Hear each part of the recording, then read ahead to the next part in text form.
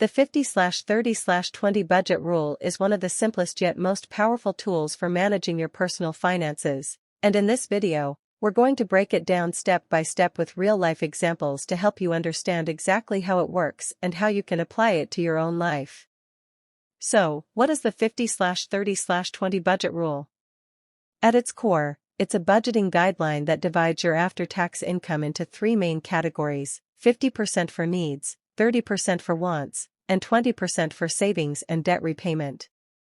This rule is popular because it's easy to remember, highly adaptable, and helps you find a balance between living for today and planning for tomorrow. Let's begin by discussing what each of these categories actually means. The first and largest category, 50% for needs, includes all your essential expenses. These are the things you cannot live without or the payments that are necessary to keep your life running. Think about your rent or mortgage payments, utility bills like electricity, water, and heating, transportation expenses whether that's gas or public transit, insurance such as health and auto, groceries, basic childcare, and the minimum payments on debts. These are not optional. They are non-negotiable costs that need to be covered for you to maintain a functional life. If you're spending significantly more than 50% of your income on needs, it may be a sign that you're living above your means and need to make adjustments. Next, we have the 30% allocated to wants. This category is where your lifestyle preferences come into play.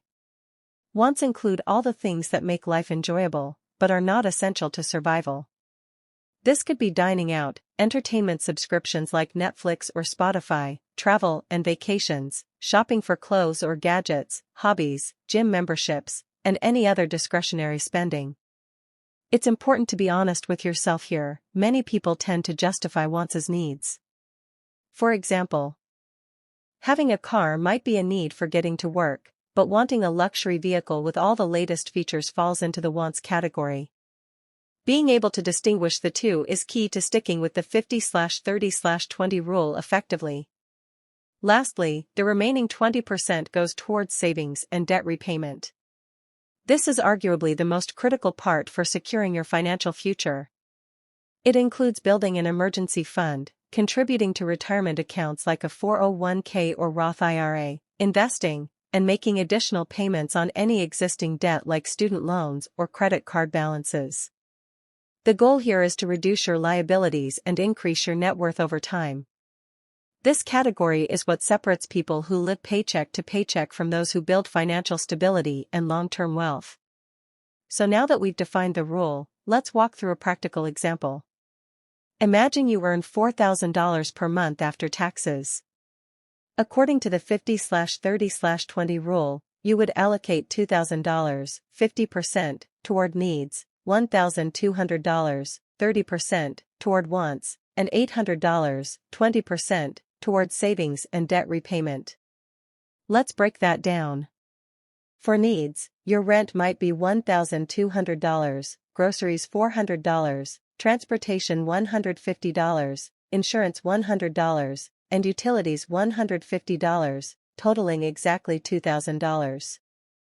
For wants, you might spend $300 dining out, $50 on subscriptions, $200 saving for vacations, $300 on shopping, $200 on hobbies, and $150 on entertainment.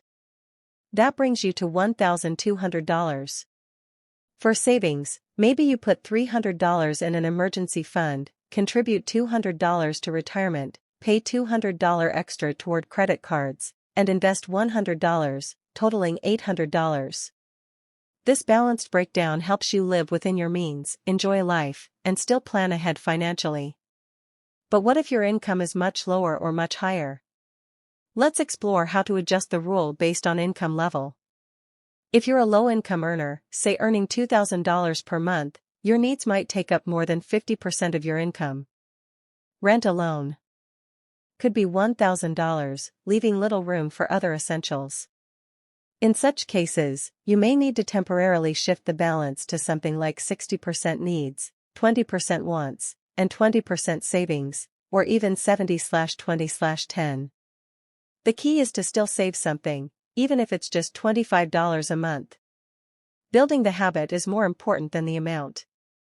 On the other hand, if you're earning a higher income, say $10,000 a month, you probably don't need $5,000 for essentials unless you live in a high-cost city. You could adjust your budget to 40% needs, 20% wants, and 40% savings, or even 30/20/50. The more you earn, the more aggressively you can save and invest for early retirement or financial independence.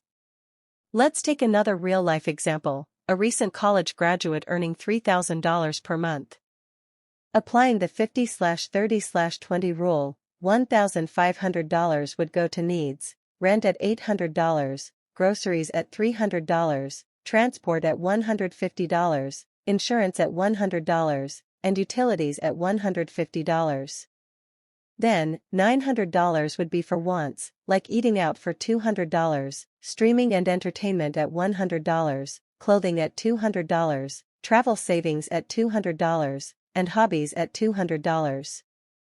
The remaining $600 would go towards savings and debt, emergency fund contributions of $200, student loan payments at $200, and retirement or investing $200. This shows how you can make the rule work even on a modest salary. Now let's look at a single parent making $4,500 a month.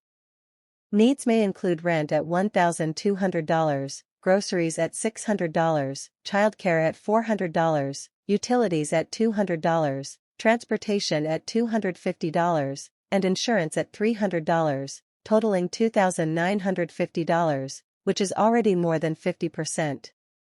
In this case, they might need to shift their budget to 65% needs, 20% wants, and 15% savings. The important thing is not perfection, but making the budget realistic and sustainable. The 50/30/20 rule is not a rigid law, it's a starting framework.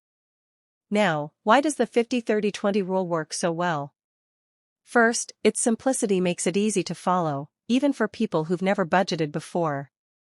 You only need to track 3 broad categories, instead of dozens of line items. Second, it encourages balance, you're not depriving yourself of fun, but you're also not neglecting savings. Third, it's flexible, you can tweak it based on your life situation. And fourth, it promotes awareness. By categorizing expenses, you start recognizing unhealthy patterns like overspending on wants or neglecting savings. But there are common mistakes to watch out for. One is confusing wants with needs. A new iPhone might feel essential, but if your current phone works, it's a want. Another is not tracking spending at all. Even with a simple rule, you need to know where your money is going. Use apps like Mint, Anab, you need a budget, or even a spreadsheet. Another mistake is forgetting irregular expenses like holiday gifts, annual car registration, or medical bills. To solve this, list all yearly expenses, divide by 12, and treat them like monthly costs. Another big mistake? Not adjusting your budget when life changes, new job, rent increase, or family expansion. Your budget should evolve with you. So how do you start using the 50/30/20 rule today? First, calculate your monthly after-tax income. This is your take-home pay after federal and state taxes, Social Security, and health insurance. Then multiply your income by 0.5, 0.3, and 0.2 to find your category limits. Track your expenses for a full month, and categorize them into needs, wants, and savings. This will show you where you might be overspending or undersaving. Finally, make small changes to align with the rule. Maybe you downgrade a streaming service or cook more at home. Maybe you automate savings or refinance a loan to lower your needs.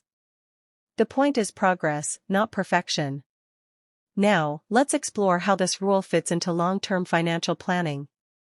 Once you build an emergency fund, typically 3 to 6 months of expenses, you can increase your savings category toward investments.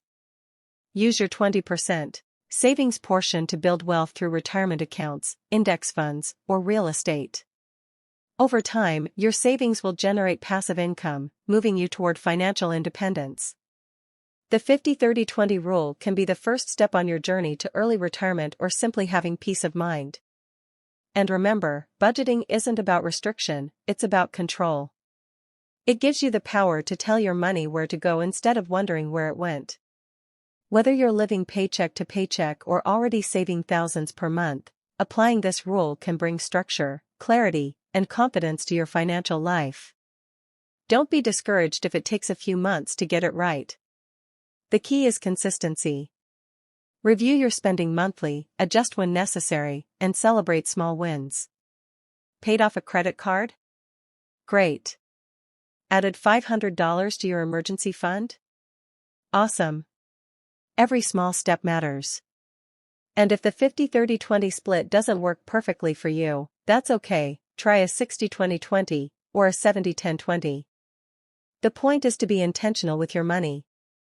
So, whether you're just starting out or looking to fine-tune your financial game, the 50-30-20 budget rule is a powerful, practical framework to take control of your finances and build the life you want.